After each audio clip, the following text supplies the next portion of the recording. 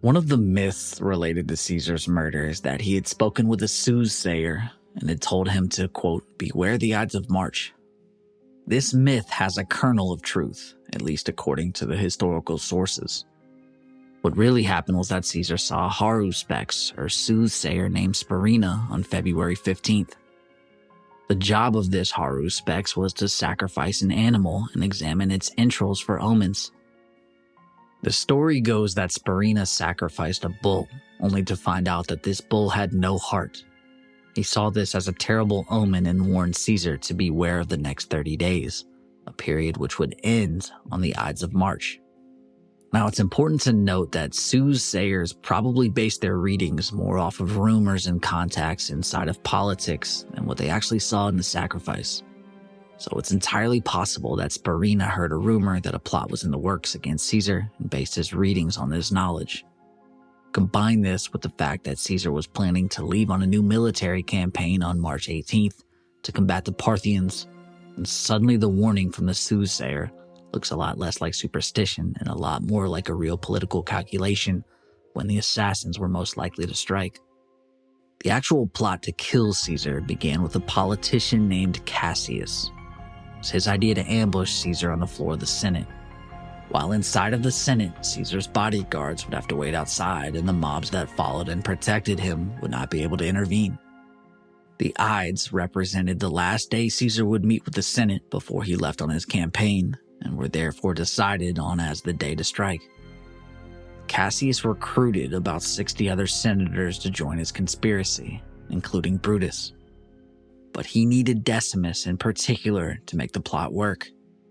Not only could Decimus play the role of the inside man who would make sure that Caesar appeared in the Senate the day of the attack, but he also had a squad of paid gladiators who would wait outside, ready to step in and protect the senators after Caesar was dead.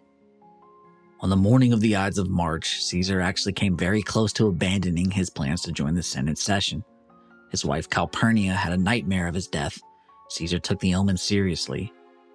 This vision, combined with an attack of his epilepsy in the morning, led him to decide to stay home and send Mark Antony to the Senate in his place.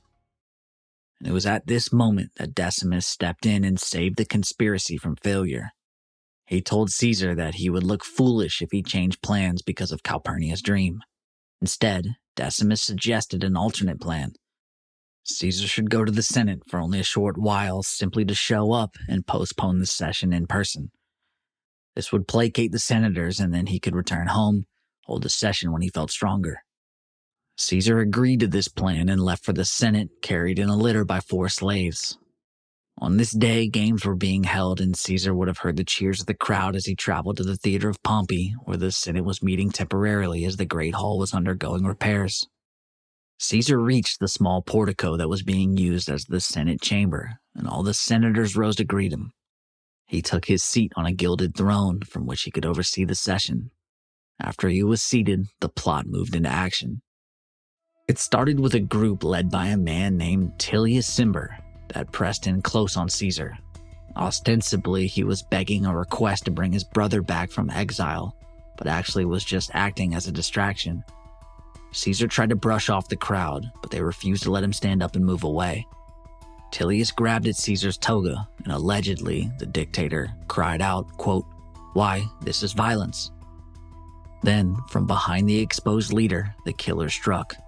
The first blow came from a senator named Casca, who stabbed him with his dagger in the neck, just above the collarbone. Caesar apparently fought back, catching Casca's arm and slashing it with the stylus he was holding. Casca cried out for help, and the rest of the conspirators moved in. Cassius stabbed Caesar in the cheek, and Brutus struck him in the thigh. The portico was small and crowded, and it actually led to some of the senators getting wounded themselves as blows rained down. At this point, Caesar seemed to have given up on fighting back. The sources differ on if he spoke any final words during the attack, but rumors spread after that he looked at Brutus during the attack and he said, quote, "You too, my boy?"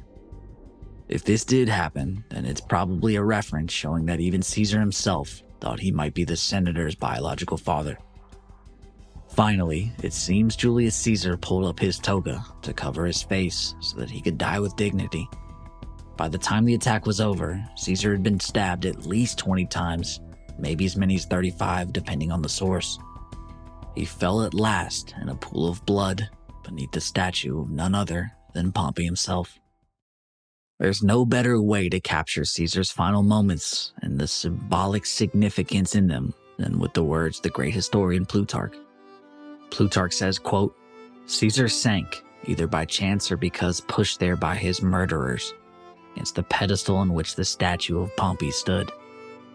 And the pedestal was drenched with his blood, so that one might have thought that Pompey himself was presiding over this vengeance upon his enemy, who now lay prostrate at his feet, quivering from a multitude of wounds." After the murder was complete, legend has it that Brutus walked to the Forum carrying the bloody knife that he had used to kill the dictator. He proclaimed that Caesar was dead, liberty was restored, and the Republic was saved. But all around him, a far different scene was revealing itself. Among those who had watched Caesar's death, panic was spreading and a riot was beginning. Looters were already pouring into the streets and shops had already caught fire. The senators who had joined Brutus in the act were nowhere to be found. They had all fled for their lives after the killing. Not liberty, but outright chaos was falling over Rome. Those first moments, it was clear that far more than just Caesar had been killed by the edge of the senators' daggers. And only in the coming years and decades would the price of Caesar's death become clear, as yet another civil war was about to bring the Republic to its knees for one final time.